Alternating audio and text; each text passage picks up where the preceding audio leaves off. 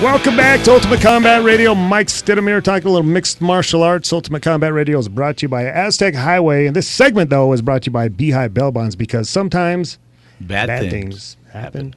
To me. To good people. And it's happened, man. Take it, girl. To some of us, man. We got Jordan Breen on the program, and as I said in the earlier segment, that it's always a lot of fun when this guy comes on because he knows a little bit about everything. And our crack staff here has been beating their heads against the wall trying to think of what can we come up that's going to make Jordan Breen scratch his head and say, I just really don't know the answer to that. Jordan Breen, is there such a beast? I'm sure there's something. Well, we want to hear your prediction on the 2012 presidential race. Who are you picking? I think Barack Obama will probably still be your president going forward. I think so too, man. I like it. All right, well, good stuff, man. Jordan, now a lot's been talked about the last several weeks about the big Fedor-Dan Henderson fight. We got to get your pick on that one. I like Fedor Emelianenko winning the fight. I think a lot of people have overstated the importance of the respective size and whatnot. We saw it today at the weigh-ins. It's about a 16-pound weight advantage for Fedor Emelianenko. And I think the one thing that people are missing in this is even if Fedor Emelianenko is maybe a step slower, injuries have mounted, he's in his mid-30s now, he still has a game which is very friendly for competing against Dan Henderson. The opposition he faced in Fabricio Verdum, and especially in Antonio Silva, I mean, Fabricio Verdum is the best heavyweight jiu-jitsu player in mixed martial arts, and Antonio Silva is blessed with an exceptional blend of physical size and top-position grappling ability. And those things aren't really present with Dan Henderson. What Dan Henderson offers in a big right hand and competent wrestling in the clinch is something that I think Fedor Emelianenko is really well-suited to deal with, and I think it'll probably look like a more competitive version of Emelianenko's fight with another middleweight, Henderson's former Team Quest teammate, Matt Lindland. I think it'll be more competitive than that and probably go a little longer than the 3 minutes or whatever the fight with Lindland went a few years ago. But I expect something similar. I think Emelianenko eventually gets him down and ends up tapping him. I want to change my pick. I'm going with that. I think Fedor. So did he come in under what he usually comes in when he weighs in? He looked slimmer to me in some of the videos I saw. Is he lighter than previous fights?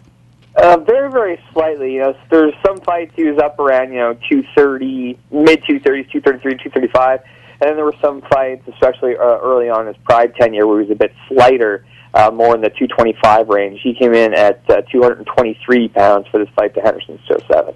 And has he even considered dropping to 205, or is that something he's just not willing to do?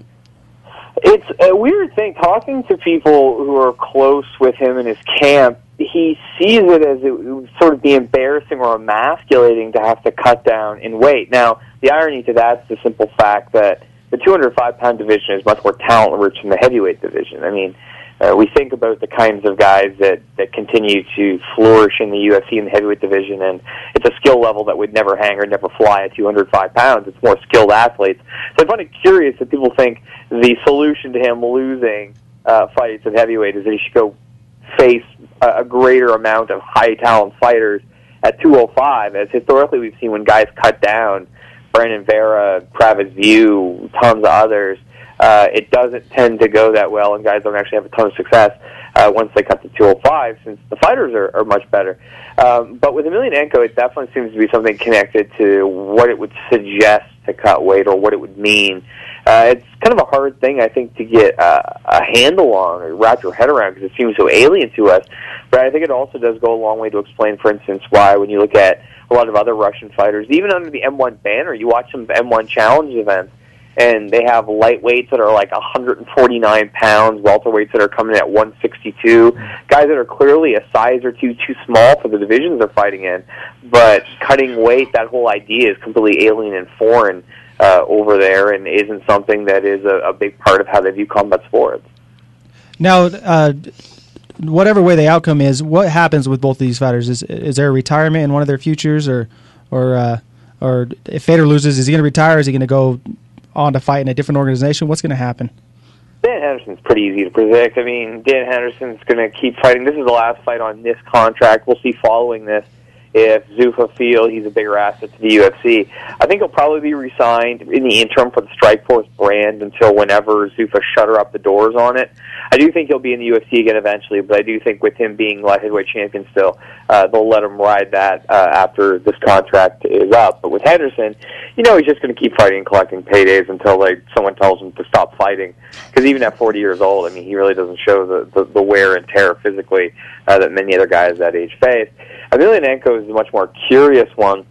He's always said that he's a sportsman and that MMA isn't about legacy or titles or anything like that. It simply had to be something where he was very skilled at and could provide for his family. Well, at this point in time, money isn't a concern. Emelianenko could retire if he won or lost against Dan Henderson. He could easily retire and reap the benefits of his name and his brand and seminars and whatever else he might lend his name to in the next rest of his life and live quite comfortably for he and his family for that period of time. If he does keep fighting, I think it would be either due to a change of heart himself or the fact that M1, for their company, he is the straw that stirs the drink. He is their golden goose. And as a result, I think it's a tough situation when your own management kind of has ulterior motives to keep you fighting for a longer period of time, even if it's not necessarily in your interest. Without Fedor, does M1 still go on? Is still going to stay strong and keep putting on fights, or? No, it's funny to continue to act like, M1's all about Fedor, that there are these, Vadim Finkelstein and all these other guys are unscrupulous parasites just leeching off of Fedor Emelianenko. And well, obviously they've commodified Fedor Emelianenko in a quite serious way the last few years. Before he was even a big deal, back when he was still fighting in rings, M1 was making money promoting MMA shows in Russia. So I think even if Fedor Emelianenko did call it a career and he did retire, M1 would still be a stable present company, but they wouldn't necessarily have a seat at the big kids table. There'd be no real way for them to be in such meaningful interactions all the time the way they've been for the last 5 or 6 years without a guy like Fedor Emelianenko, because they don't have any other clients with that kind of cachet at this point in time. Gegard Mousasi was largely seen as their second best client, and he left a year and a half ago.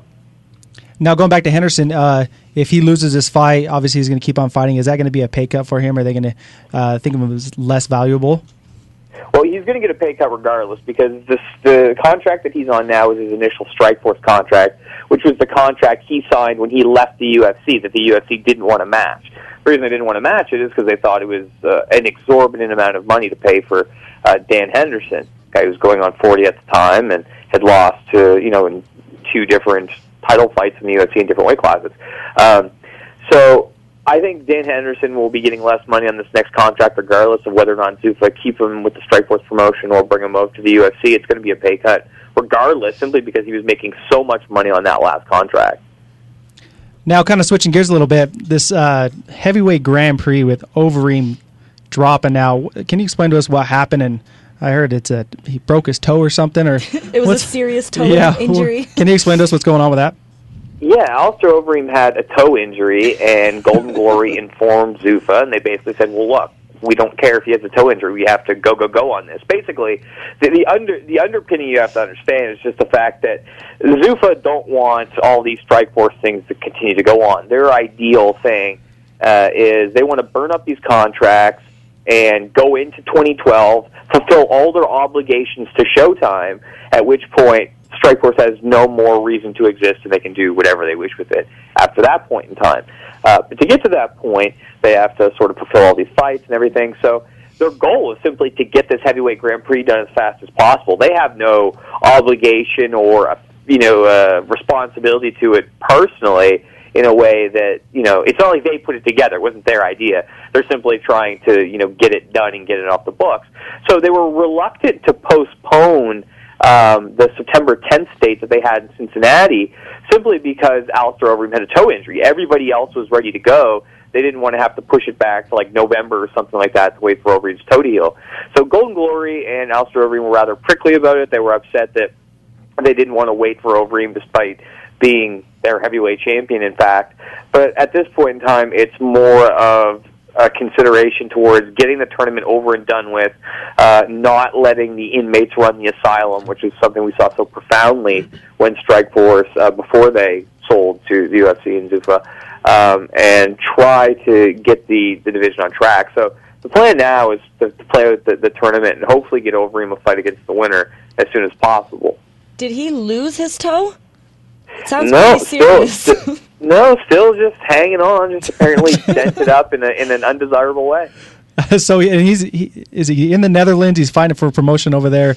Is he boxing? I heard he's going to box the Klitschko's or something like that. Well, he's definitely not going to be getting a fight with the Klitschko's anytime soon. But yeah, Ultimate Glory, which is run by Golden Glory, his management company, they've said they have a forthcoming card, which is actually in Moscow, that they would like to use Alistair Overeem and Sergey Kharitonov, who's still in the Grand Prix.